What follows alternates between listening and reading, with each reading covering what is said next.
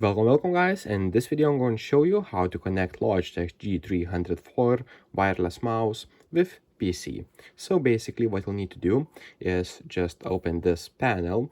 So just pry it out like that with the nail or anything sharp.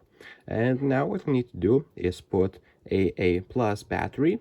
So how it should go is, as you can see, there's a plus sign and here's the plus sign. So it should go like that. Okay, now just take out the USB dongle right here. It is placed right here, as you can see, and this should go to your device or computer.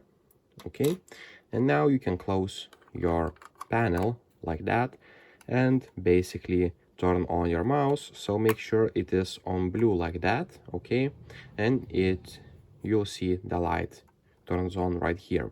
Okay, and to use it, what you'll need to do is here is just scroll wheel, side buttons, and right here you'll be able to set DPI. What it does is basically the speed of the cursor, the movement of cursor.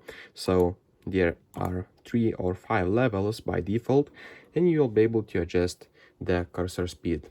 Okay, so that's pretty much it, guys. If this video was helpful, please make sure to subscribe to Guide to Everything, comment down below for the algorithm, and see you in the next one.